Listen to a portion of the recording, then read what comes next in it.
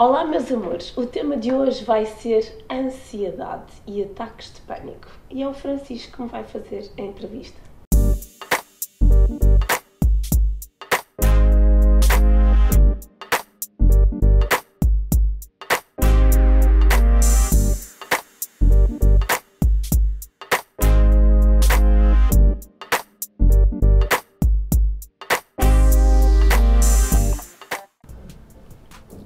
Olá, meu amor. Hoje vamos falar sobre ansiedade, um problema que passou na tua vida, no teu passado, que ainda hoje está no teu presente, que hoje é controlado, mas que muitas e muitas pessoas nos têm pedido para falar.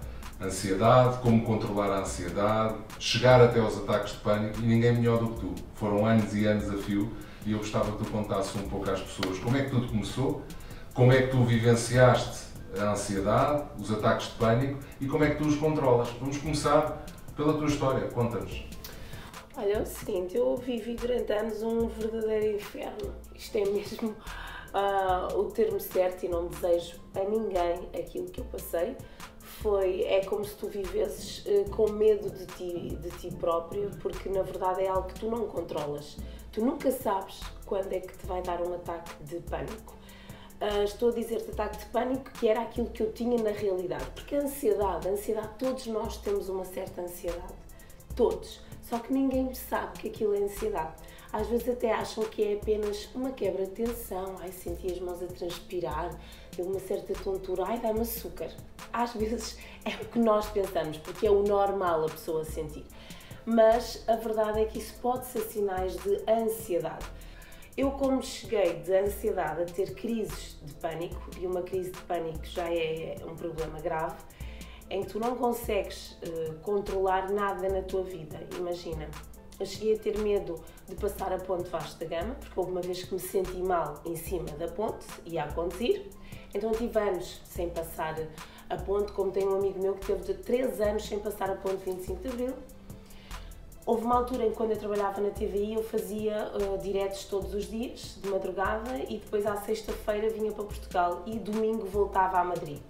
Ou seja, todas estas mudanças que eu tive faziam-me muita ansiedade. Então eu cheguei ao ponto de ter medo de entrar no avião quando eu tinha mesmo que entrar, porque eu tinha que vir para Portugal. Assim como tinha que ir para a Espanha, não é? Gravar, neste caso, fazer o programa. Então foi um processo de muito estudo. Eu li muito e aconselho as pessoas a lerem mesmo muito sobre mente.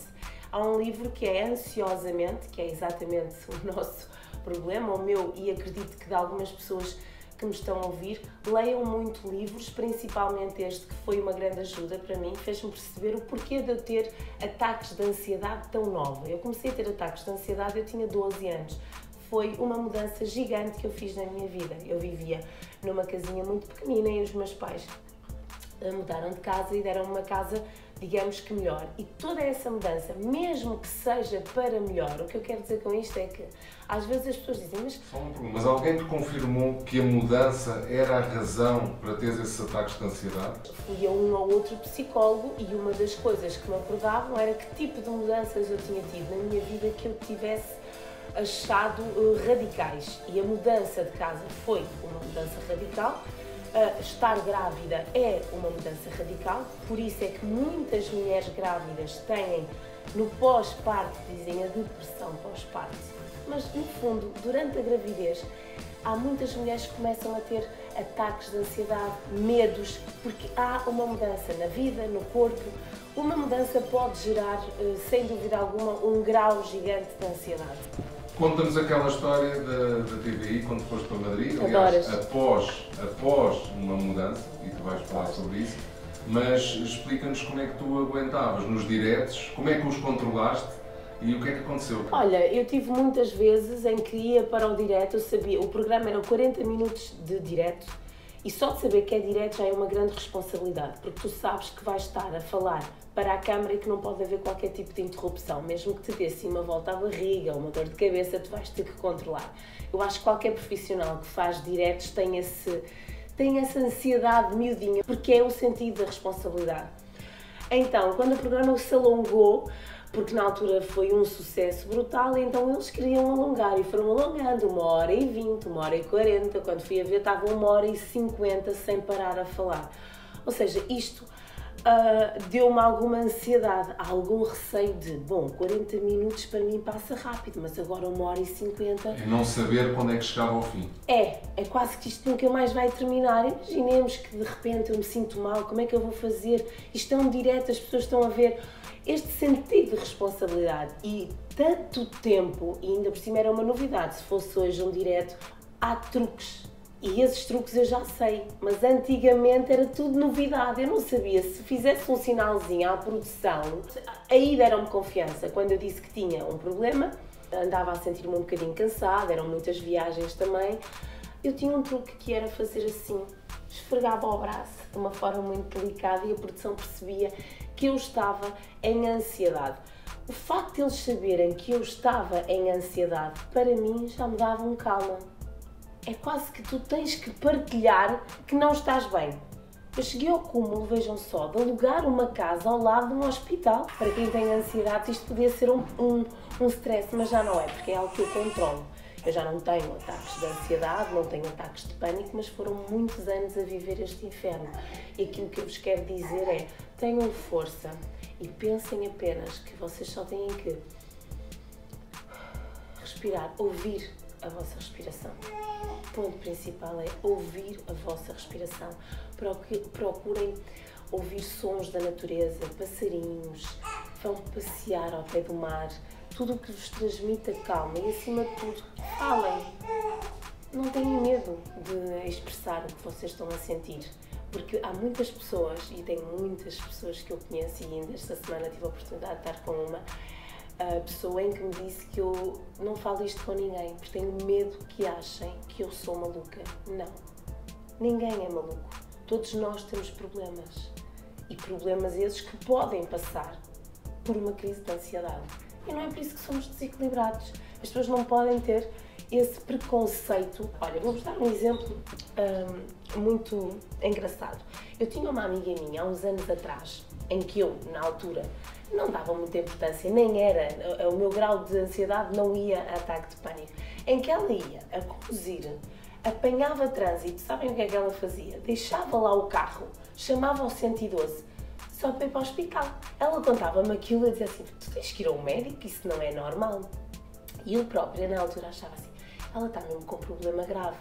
Conforme eu tive este pensamento, eu sei que existem outras pessoas que ainda têm esses pensamentos. E quem tem este problema tem medo de ser julgado, mas não tenham. Falem abertamente sobre o caso, porque isto são situações normais, a ansiedade é algo que nos persegue. Eu estou sempre aqui e a pensar no futuro. É bom, não é só vamos viver o presente, que o amanhã não interessa. Não, nós temos que viver o presente. Podemos pensar no futuro, mas não temos que comer o futuro, nós não temos que inalar o futuro de uma maneira tão intensa, porque não vamos viver o presente. Então, se tu não estás aqui e já estás mais à frente, neste aqui e ali já estás em ansiedade. E essa ansiedade vai crescendo, vai crescendo, vai crescendo, vai crescendo, vai crescendo, até que pode ser um problema. E o problema nós podemos evitar, que é exatamente isto que eu vos disse. Ler e tentarem entender o que é que eu estou a sentir, quem sou eu, porquê é que eu tenho isto. Nós temos que pensar no futuro, mas com calma. Vamos conseguir, mas sem stress. Olha, já estou como em Cabo Verde, que é por isso é que aquilo é a minha segunda casa. Não stress, nós temos tempo para tudo. E neste momento da minha vida, eu controlo a minha ansiedade. Olha, porquê é que eu controlo? Eu acho que também me ajudou muito o facto de eu ter sido mãe, apesar de ter havido muitas mudanças na minha vida, não é? Porque a gravidez é uma mudança brutal para uma mulher e para uma vida, mas olhares para os teus filhos, que é exatamente isso que eu fazia quando eu começava a ter crises de ansiedade, e a ver fotografias, vídeos, eles a falarem e o meu cérebro desligava logo. Eu acho que o facto de teres filhos e teres que lhes passar a eles também muita calma para que isto não aconteça com eles é fundamental. Portanto, acho que também é uma ajuda, e foi obviamente aquilo que me ajudou. Porque, repara, eu tive alturas da minha vida que com o Júnior eu não ficava sozinha com ele em casa. Portanto, imagina o pesadelo que eu vivi. Eu não quero isso para os meus filhos. Portanto, agora posso estar com eles sozinha em casa, com os 3, com os 4, com os 5, com quem for, e controlo-me. Tenho que me focar apenas em eu tenho aqui estas crianças, tenho que cuidar e a vida é para ser vivida assim. Mas eu estou a dizer isto porque eu agora não tenho, e sei que quem me está a ouvir diz assim, mas eu nunca vou chegar a esse patamar.